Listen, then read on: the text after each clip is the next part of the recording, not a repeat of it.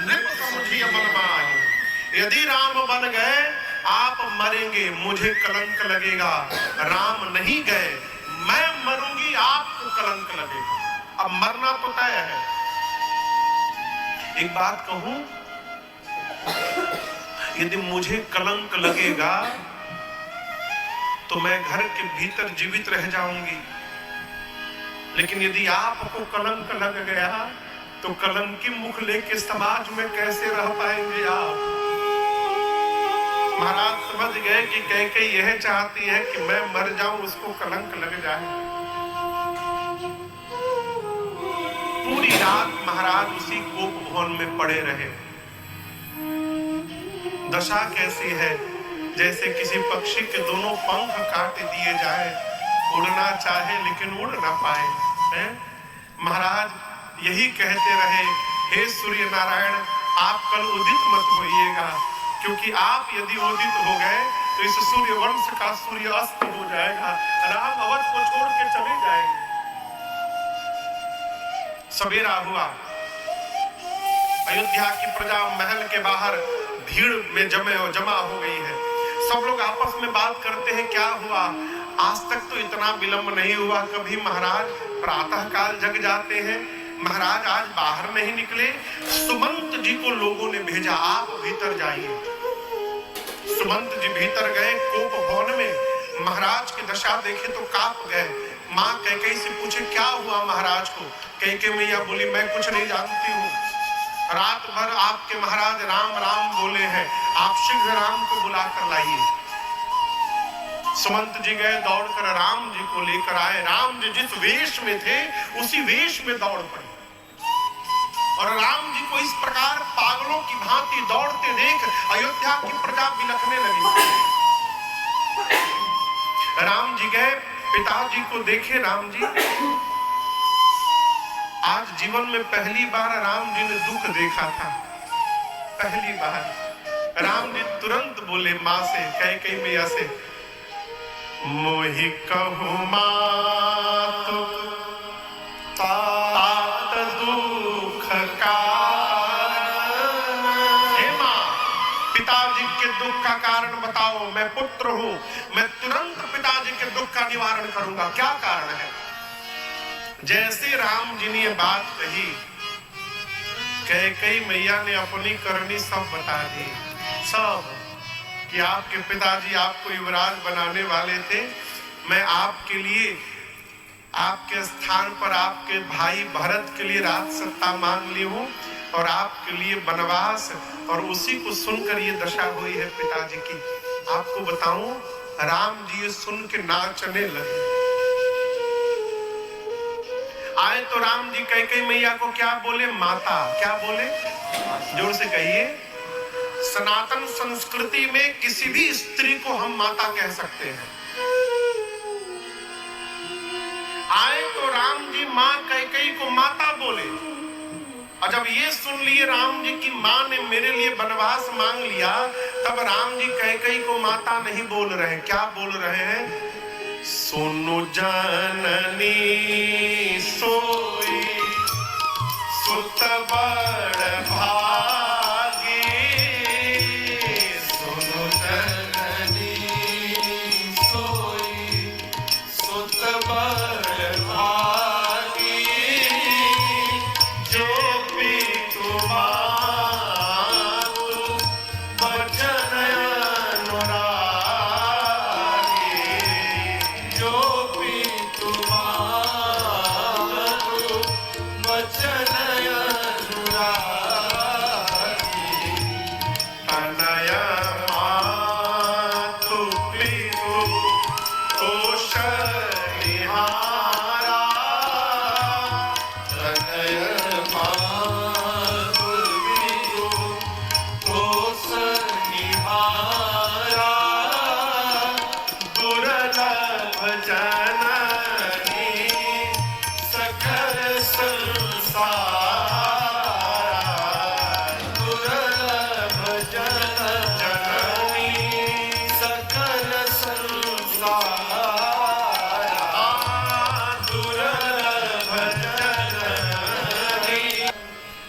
क्या बोले कैकेयी मैया को?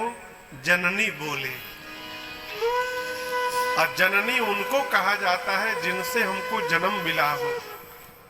राम की जननी कैकेयी नहीं है, राम की जननी कौशल्या है। लेकिन आज राम जी कहना चाहते हैं, मां कौशल्या ने तो केवल राम को जन्म दिया, परंतु उस राम को 14 वर्ष वन की ओर भेजकर आज आपने मर्यादा पुरुषोत्तम राम को जन्म दे दिया है, इसलिए आज से आप मेरी जननी है। राम जी कहते, मां वो जीवन में पुत्र बड़भागी है जो अपने माता पिता के वचन में प्रेम करे, चरण में प्रेम न करे। कहां प्रेम करे? वचन में। चरण में प्रेम करना बड़ा सरल है। सवेरे उठो पांव छू लो, रात को पांव छू लो, अब बात एक भी न मानो है। लेकिन वचन में प्रेम करने पर जो आज्ञा होगी उसका पालन करना पड़ेगा।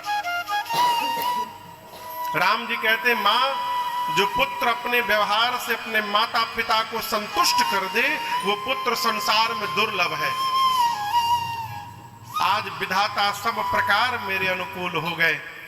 मेरा छोटा भाई भरत राजा बन जाएगा। मां इतनी सी बात के लिए पिताजी को इतना कष्ट। राम जी ने पिताजी को दंडवत किया है। महाराज जैसे कान में राम शब्द पड़ा, महाराज मूर्छा से बाहर आए और राम जी को गले लगा लिए। राम जी ने पिताजी से कहा, पिताजी कुछ दिनों की तो बात है, 14 वर्ष निकलने में कितने समय लगेंगे? मैं यूं गया 14 वर्ष रहकर वन में आपके वचन को पूर्ण करके वापस आ जाऊंगा, आप चिंता ना करिए। राम जी प्रणाम करके तुरंत मां कौशल्या के पास गए। कौशल्या मैया को कुछ नहीं मालूम अभी।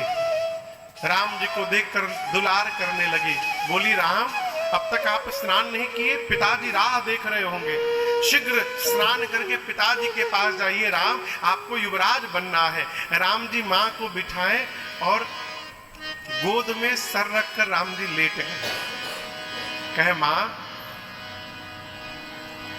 ये बताइए जंगल बड़ा है कि अयोध्या बड़ी है? आप लोग कहिए, जंगल और अयोध्या में बड़ा कौन है? मां बोली, जंगल वन बड़ा है राम। राम जी बोले, अच्छा मां मेरे में और भरत में बड़ा कौन है? मां बोली, तुम बड़े हो। राम जी बोले, मां पिताजी ने धर्म का विचार कर लिया है, मैं बड़ा हूं इसलिए बड़े बेटे को जंगल का बड़ा राजा बना दिया है। अब भरत छोटा है, उसे अयोध्या का छोटा राजा बना दिया। पिता दीन मोहि कानन राजू। ये नहीं बोले राम जी कि मुझे वन में भेजा गया है, कहते पिताजी ने मुझे वन का साम्राज्य दिया है, वहां मेरी बड़ी आवश्यकता है। मां कौशल्या मैया तो कांप गई सुनकर। कौशल्या मैया कही, राम एक पुत्र के जीवन का सर्वश्रेष्ठ धर्म है पिता की आज्ञा का पालन करना। पितु आयस सब धर्म टीका। लेकिन एक बात कहूं राम, मां का स्थान पिता से भी ऊपर होता है। माता पिता में सबसे अधिक स्थान किसका होता है? पुत्र के लिए मां का स्थान। कौशल्या मैया कहती है, राम यदि केवल तुम्हारे पिताजी ने तुमको वन जाने के लिए कहा है तो मैं तुम्हारी मां हूं, मैं कहती हूं मेरा राम वन नहीं जाएगा, तुम वन नहीं जाओगे।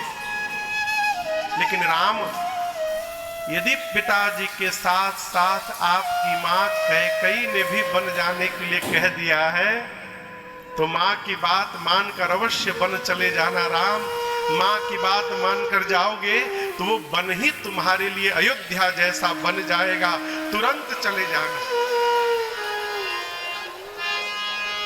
जो पितु मातु कहे बन जाना तो कानन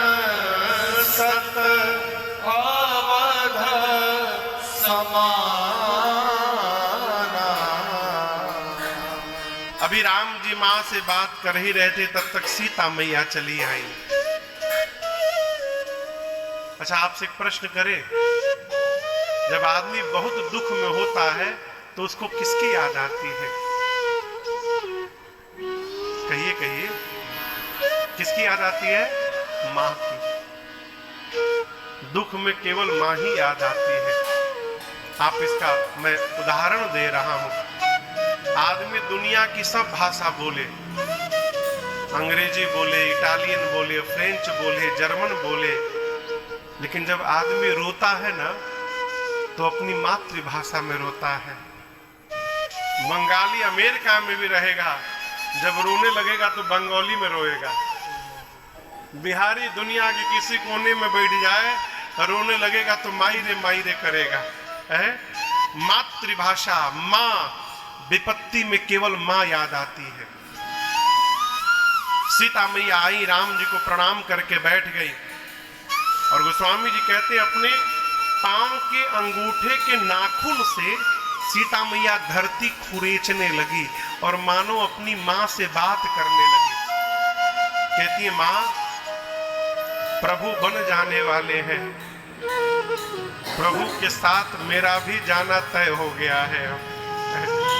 जाना मेरा तय हो गया है मां, क्या जाएगा ये तय नहीं हुआ है। यदि प्रभु मुझे ले करके जाएंगे तो मैं जाऊंगी, छोड़ करके जाएंगे मेरा प्राण जाएगा। जाना तय है, अब ये देखना है क्या जाता है कि तन प्राण की केवल प्राण।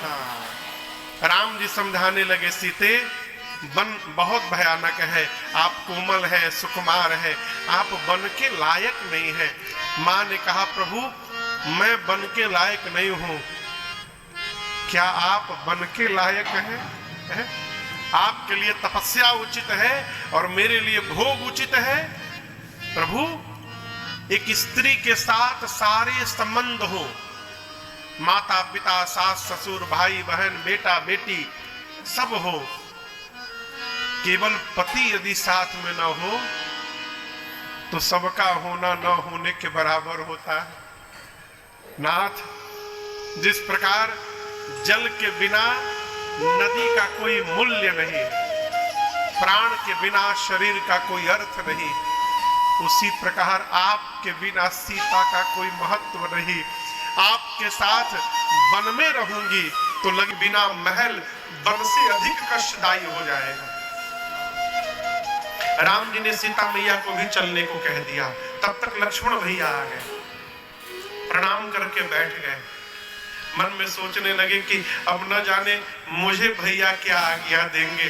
राम जी ने कहा, लक्ष्मण, भरत शत्रुघ्न भी नहीं है, पिताजी दुखी है, मैं जा रहा हूं, आप अयोध्या का संहार करिए, पिताजी जब तक स्वस्थ नहीं हो जा रहे हैं। लक्ष्मण जी बोले, कौन पिताजी? लक्ष्मण भैया बोले, क्या बोले? कौन पिताजी? राम जी बोले, हमारे पिताजी। लक्ष्मण जी बोले, आपके होंगे, मेरे नहीं है, मेरे नहीं है ना। लक्ष्मण जी बोले, राम जी बोले, क्या बोल रहे हो? लक्ष्मण भैया बोले, सत्य बोल रहा हूं, तुम ही मेरी नैया किनारा, तुम ही हो, तुम ही मेरी नैया किनारा, तुम ही हो, मेरी जिंदगी का सहारा, तुम ही हो, मेरी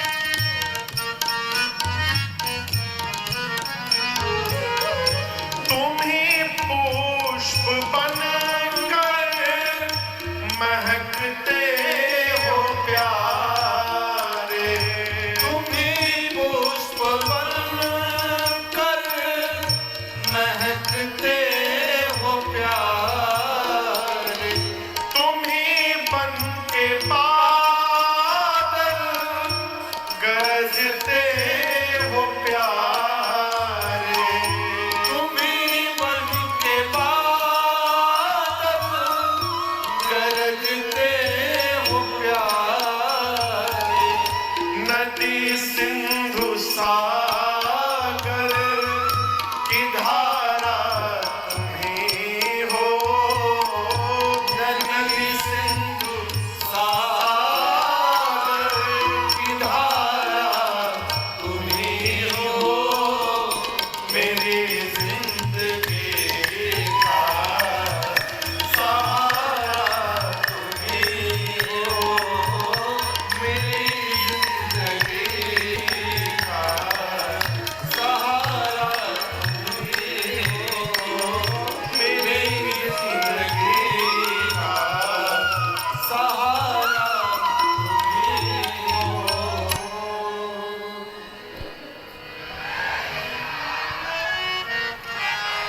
लक्ष्मण भैया बोले प्रभु मेरे आप ही सर्वस्व है, मोरे सबुई एक तुम स्वामी। आप ही माता है, आप ही पिता है, आप ही बंधु है, आप ही सखा है, मेरे सर्वस्व नाते आप ही है नाथ। राम जी ने अनुमति दे दी, चलिए आप भी। और प्रातः काल बलकल वस्त्र धारण करके सजीवन साज समाज सब बनिता बंधु समेत बंद विप्र गुर चरण प्रभु चले करी सबही अचेत। प्रातः काल बलकल वस्त्र धारण करके वनवासी स्वरूप बनाकर मैया और भैया के साथ पिताजी को प्रणाम करके राम जी गुरुदेव भगवान के आश्रम की ओर चल पड़े। दशरथ जी महाराज मूर्छित हो गए। राम जी जब गए तो जाकर गुरुदेव भगवान को दंडवत किया है। राम जी ने ब्राह्मणों को बुलाकर वर्षासन दिया है, याचकों को बुलाकर दान दिया है और बोले आप लोग अयोध्या वासियों से बोले आप लोग वही करिएगा जिससे मेरे पिताजी प्रसन्न रहे हैं। गौरी गणपति भगवान का स्मरण करके राम जी चल पड़े। पूरी अयोध्या की प्रजा राम जी के पीछे पागलों की भांति दौड़ रही है। इधर महाराज की मूर्छा गई। सुमंत जी को कहा तुरंत रथ लेकर जाइए, रथ पर बिठाकर 4 दिन वन दिखाइएगा और उसके बाद वापस ले आइएगा। और यदि राम लौट कर न आवे सुमंत तो मेरी बहू सीता को लेकर के आइएगा। सुमंत जी रथ लेकर गए। पिताजी की आज्ञा सुनकर राम जी रथारूढ़ हुए हैं। पूरी प्रजा पीछे पीछे दौड़ रही है अवध की। पहले दिन तमसा नाम की नदी के तट पर विश्राम हुआ। अयोध्या की प्रजा बेहाल हो गई है। रात्रि में राम जी सोचने लगी यदि अवध की प्रजा इसी प्रकार मेरे साथ चलेगी तो मैं वचन का निर्वाह कैसे करूंगा। मध्य रात्रि में माया शक्ति को प्रेरित करके भगवान ने पूरी प्रजा को गहरी निद्रा में सुलवा दिया और सुमंत जी से कहा तात रथ के पहिए के चिन्ह को मिटा करके इसी समय यहां से चलिए। खोज मारी रथ हाको तात। पूरी प्रजा को सोता हुआ छोड़कर राम जी तमसा के तट से मध्य रात्रि में चले और चलते चलते दूसरे दिन दोपहर के बाद भगवान श्रृंगवेरपुर पहुंचे हैं।